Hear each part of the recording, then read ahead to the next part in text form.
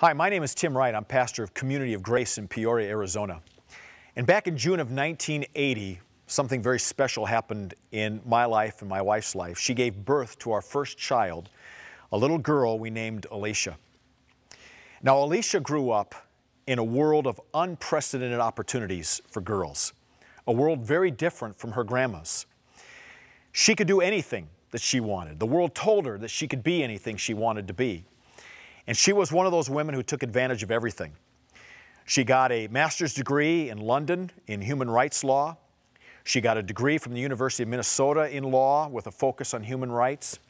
She's now a mom of this great little boy, my grandson. And like many women right now, she is trying to figure out what does it mean to be a professional woman and a mom at the same time. She grew up in a world that was filled with all kinds of options where she could be anything, and she took advantage of it. But she also grew up in a world of unprecedented challenges when it comes to being a girl.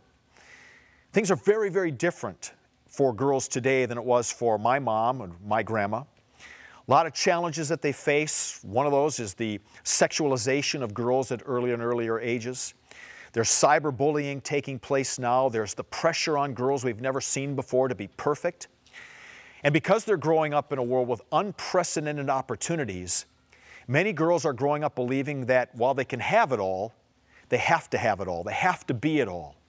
And they're stressed like never before. In fact, research tells us that young women today are less happy than their moms and their grandmas.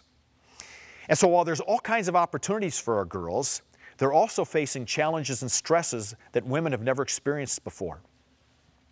Well, cultures have always understood the need to help boys become men. And so cultures throughout history and around the world have taken their boys through what we call rites of passage, where men poured male energy into their sons to help them grow to be noble, honorable, heroic men. But we weren't doing the same thing for our girls. In part because girls have this monthly rhythm that tells them they're becoming women. But in the 21st century, because of all the opportunities girls have and because of all the challenges they face and all the voices calling them this way and that way, it's become apparent that we need to pour feminine energy into our girls as well to help them answer the question, what kind of woman do I want to be? What is God calling me to be? What does it look like for me to follow Jesus into wise womanhood? So when Michael Gurian and I were working on our Boys' Rites of Passage program, we quickly came to the conclusion we needed to design something as well for junior high girls and their moms. Michael wrote the best-selling book, The Wonder of Girls, so we used his insights into girls. We used biblical principles.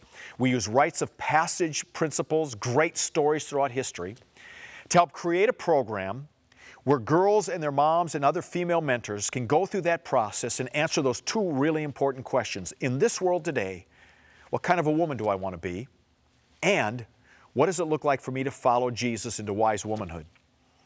We use the story of Esther as our metaphor for the program, and we have been able to take some great principles and help girls begin to wrestle with those all-important issues that they face in life. One of the people who helped us enhance the program is Kimberly Taylor. Kimberly is on our staff. She works with our women's ministry and is also the primary leader for our Rites of Passage program for our girls.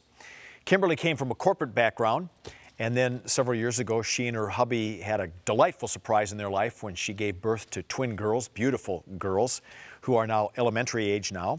Kimberly had the opportunity to be a stay-at-home mom for a while and help raise them, and is now certainly raising her kids, but also working with us part-time. And Kimberly, as we talk about this program, particularly because you have girls, what are some of the hopes and dreams you have for your girls as they grow up in these next several years? I would love to see my girls grow up to become confident, wise, independent young women. And one of the things that we did with this program is we designed it to help girls start thinking about that when they're in junior high. What was your experience in teaching the program? It was fantastic because I was able to work with these young girls and their moms and their mentors and really explore the characteristics of what a wise woman looks like and how she behaves and how she lives her life. And it was great. And as you were walking through this process, it was about 14, 15 weeks, what did you see happening in the lives of the girls and their moms in particular? I saw a couple of things happen. One of the things was, as we talked about the characteristics of wise womanhood, the women and the girls began to see those characteristics in themselves, and it was very powerful. And the other thing that happened was the moms and the girls and the mentors and the girls, even if they had a strong relationship to begin with, that bond just tightened over those 14 or 15 weeks together. One of the joys for me in teaching the boys, and I know for you in teaching the girls, is to see what it does in the parents. What this program did for the boys and their dads, and what it does for the girls and their moms. So we want to encourage you to look over the website, take a look at Following Jesus, A Journey of Wisdom for Girls. We think it can transform the lives of your girls, their families, and your church, and we would love to help you make that happen.